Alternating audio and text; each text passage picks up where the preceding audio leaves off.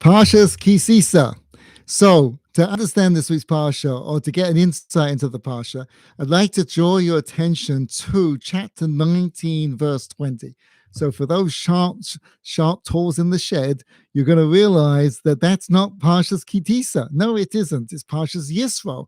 And in that Parsha, God tells Moshe to, well, let me read it actually. Okay, chapter 19, verse 20. V'yired Hashem. God comes down to the mountain, to Har Sinai, to the top of the mountain, and God calls to Moshe. He says, "Come up," right? So Moshe goes, right? And God says to Moshe, "Go down." Okay, take the handy dandy elevator and go down to the people. What? And tell them not to cross over the boundary. Right? They made a boundary around the mountain, and the Jewish people are not allowed to cross over that boundary. And Moshe says, wait, hang on a minute, God. He stares, are killing me. He didn't say, I'm just joking. Okay, just my little joke. V'yomer Moshe says to God, wait, they can't go up. They can't go up. Why can't they go up? Because for those people paying attention, in the same chapter, verse 12, that was before, for those people math geniuses know that verse 12 came before verse 19. They had already set up a boundary around the mountain. So they set up a boundary. Moshe goes up the mountain, and God tells him, go down and make sure the Jewish people don't cross the boundary, which had already set. Therefore, what?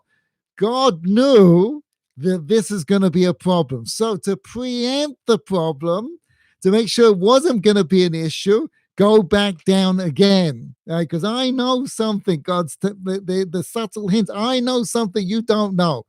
Go down, even though you've told them, you got to go down and tell them. Okay, now you're going to get why is this relevant to this week's Parsha? Because close to the end of the 40 days that Moshe's up, the Jewish people get nervous, right? Chapter 32, now that's this week's Parsha.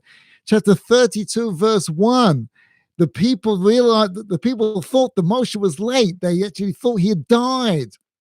Because remember, that's what they said at the end of the Ten Commandments. They said, it's not possible for a human being to talk to God and live. So they thought, oh, yeah, you know what? Makes sense now. Moshe's dead. He's gone up the mountain, been talking to God, and he's gone. That's it. He's not coming back.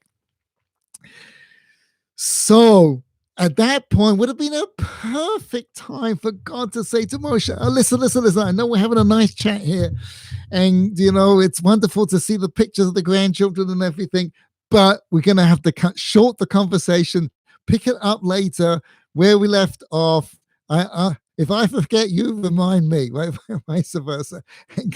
And you're going to have to go down the mountain because they're getting into some sticky stuff, right? You could even go down the day before, right? And preempt the whole problem in the first place. But at least at this point, chapter 32, verse 1, why doesn't God, that's so innately good and so obviously good, that unless you earn it, you will not come to destroy it? In other words, put more in the positive rather than the double, triple negatives there, right? Any good that you do not earn, you will inevitably have to destroy it. And this is the bane of every rich person, because and you can see the newspapers just filled with, the media's filled with children who inherit great wealth, and they end up destroying it. Because if you don't earn it, you will destroy it. And what's the great example of that? The Garden of Eden. And the rabbis say, which Adam did not earn. And therefore it's inevitable that he's going to destroy it. And the rabbis say that when the Jewish people stood at Mount Sinai, they reached the level of Adam in the Garden of Eden. They got back to that point. And therefore, just like Adam had 2 commandments, eat from all the fruit of the trees of the garden and don't eat from the tree at the ate of dust, so too the Jewish people got 2 commandments. And therefore, it's inevitable. The only question is what took them so long that they're going to break it. And you might ask this question, and this is the insight that I want to give you, I want to leave you with. So if God knows it's going to happen, it's going to sell the greatest disaster in history, right? Only to be outdone by the Garden of Eden. And which one's worse is hard to say. But these are why set them up for such a disaster? And this is the point that the Talmud says, in the place that a Baal Tshuva, Makom Shebal Tshuva Omed, the place that a Baal Tshuva stands, a Tzaddik Gamor cannot, someone who never messed up, in other words, There are places you can only achieve. There's heights you can only get to by messing up. That is the goal. That's part of the plan. That's part of what we're supposed to be doing. That is what it's about. To earn what we achieve, to mess up. And the way we know this so clearly in today's life, in our own existence, is in relationships. Anybody who's been married more than about 15 minutes, maybe less, understands that it's not possible for two people to live together and not mess up big time. It's just not. It's totally, absolutely not possible. So you ask yourself, why did God give us this commandment to get married and have a relationship with someone for a very long period of time? And yet it's not possible for it to just go smooth. We just get married, live happily ever after, and that's the end of it. Why is that not possible? It was, why did God set it up so that we can't have that kind of existence? And the answer is very simple.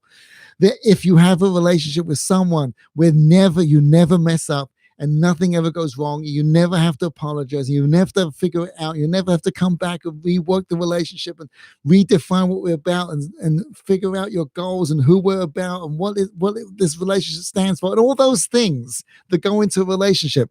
If you never do, you'll never get that high, and that you'll never get that deep. You'll never get that close. In other words, the place that the bone breaks is stronger than it ever was.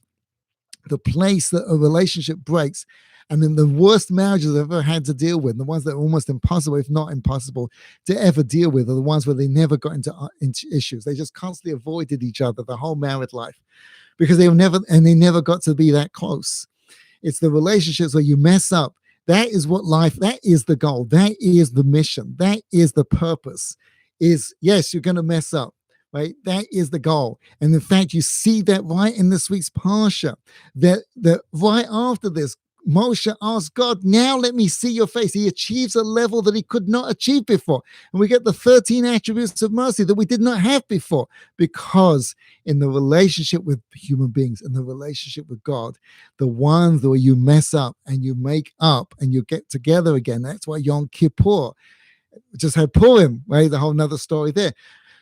Very, very similar. The place that you mess up and you figure it out, which is what Purim is all about, which is the Jewish people in exile, and they undo the mistake to some degree. They fix the relationship, that they're now in this mess, and they come back together again. They come back closer to God. That achievement, that level you achieve at that point, nothing can get you there except through that process.